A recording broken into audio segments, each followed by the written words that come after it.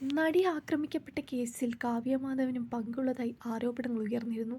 കാവ്യയും ദിലീപും തങ്ങളുടെ പ്രതിച്ഛായ രക്ഷിക്കാൻ കളിച്ച കളിയാണ് ഈ കേസിന് അടിത്തറയെന്നാണ് മുൻപ് ഡബ്ബിംഗ് ആർട്ടിസ്റ്റായ ഭാഗ്യലക്ഷ്മി പ്രതികരിച്ചത്.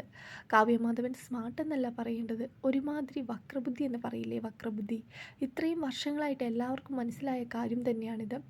അവർ ഒരു കാര്യം ജീവിതത്തിൽ ആഗ്രഹിച്ചു, അത് നേടാൻ വേണ്ടി അവർ അങ്ങേയറ്റം എന്തെല്ലാം ചെയ്യണമോ അതൊക്കെ ചെയ്ത് അവർ അത് നേടി. അതാണ് കാവ്യമാധവൻ്റെ സ്മാർട്ട്നെസ് എന്ന് പറയുന്നത്. ഇതിലെവിടെയാണ് കാവ്യമാധവൻ പാവമാകുന്നത്, സ്മാർട്ടല്ലാത്ത ഒരു കുട്ടിയാകുന്നത്? നമ്മളെല്ലാം കാണുന്നത് എങ്ങനെയാണ്? പുറമെ കാണുമ്പോൾ ഭയങ്കര സൗന്ദര്യമൊക്കെയുള്ള ആളുടെ ഉള്ളും അതുപോലെ തന്നെയാണെന്ന്. ഈ റോഡിൽ കൂടെ പോകുമ്പോൾ മാമ്പഴം ഇങ്ങനെ നല്ല മഞ്ഞ നിറത്തിൽ ഇരിക്കുമ്പോൾ അത് വാങ്ങണമെന്ന് നമുക്ക് ഭയങ്കര വ്യഗ്രത തോന്നും. വാങ്ങി മുറിച്ചു നോക്കുമ്പോൾ അതിനകത്താകെ പുഴുക്കുത്തിയിരിക്കും എന്ന് പറയുന്നത് പോലെ കുറേ ആൾക്കാരുണ്ട് അതിൽ പെട്ടത്. അല്ലെങ്കിൽ പിന്നെ എന്ത് ചെയ്യാൻ, ഒരു പെണ്ണ് തന്നെ കൂട്ടു നിൽക്കുമോ? അതാണ് ഈ കാവ്യമാധവൻ എന്ന് പറയുന്ന ഒരാൾ. ഇനിയുള്ള ധൈര്യം എന്ന് പറയുന്നത് എനിക്കെൻ്റെ നേട്ടമാണ് ഏറ്റവും വലുതെന്ന ചിന്തയാണ്. എൻ്റെ നേട്ടത്തിന് വേണ്ടി ഞാൻ ഏതറ്റം വരെയും പോവുക എന്ന് പറയുന്ന ഒരുപാട് പേരില്ലേ? കുറ്റാന്വേഷണ പരമ്പരകളിൽ നോക്കൂ, ഒരുപാട് സ്ത്രീകളും പുരുഷന്മാരും ഒക്കെ ഇങ്ങനെ താൻ ഉദ്ദേശിച്ച കാര്യം നടപ്പിലാക്കാൻ ഏതറ്റം വരെയും പോയിട്ടുണ്ട്.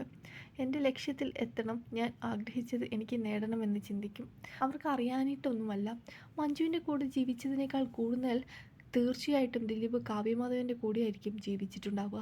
കാരണം മഞ്ജുവിനെ മനസ്സിലാക്കാൻ ഇദ്ദേഹത്തിനോ ഇദ്ദേഹത്തെ മനസ്സിലാക്കാൻ മഞ്ജുവിനോ സാധിച്ചിട്ടുണ്ടാവില്ലായിരിക്കാം. പക്ഷെ അതിനുമപ്പുറം അവർ പരസ്പരം അങ്ങോട്ടും ഇങ്ങോട്ടും വളരെയധികം മനസ്സിലാക്കിയ ഭർത്താവും ഭാര്യയും ആയതുകൊണ്ട് തന്നെ പല രീതിയിലും ഇദ്ദേഹം എന്ത് ചെയ്താലും അവർ കണ്ടില്ല എന്ന് വയ്ക്കും. അവർ എന്ത് ചെയ്താലും ഇദ്ദേഹം കണ്ടില്ല എന്ന് വയ്ക്കുകയും ഇങ്ങനെയൊരു അവസ്ഥയിലാണോ ഈ കേസ് ഇത്രയും മോശമായ അവസ്ഥയിലേക്ക് എത്തുന്നത്? കേരള ജനതയുടെ മുമ്പിൽ രക്ഷപ്പെടുക എന്ന് പറയുന്നത് അവരുടെ രണ്ടുപേരുടെയും ആവശ്യമാണ്. അവർ വിവാഹിതരായപ്പോൾ തന്നെ ജനങ്ങളുടെ ഇടയിൽ ഒരു വല്ലാത്തൊരു പ്രതിച്ഛായയാണ് അവർക്ക് വന്നത്. ആ പ്രതിച്ഛായ ഇല്ലാതെ ആക്കണമെങ്കിൽ ഇവർ ആ കളികളൊക്കെ ഒരുമിച്ച് നിന്ന് കളിച്ചല്ലേ പറ്റൂ. എന്നെ സംബന്ധിച്ച് എനിക്ക് വളരെ ഇഷ്ടപ്പെട്ട ഒരു കുട്ടി തന്നെയായിരുന്നു കാവ്യ.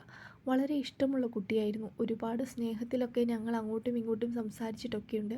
പക്ഷെ ഒരു പെൺകുട്ടിയുടെ ജീവിതമാണ് ഇല്ലാതാക്കിയത്. രണ്ട് സ്ത്രീകളുടെ ജീവിതത്തിലാണ് കളിച്ചത്.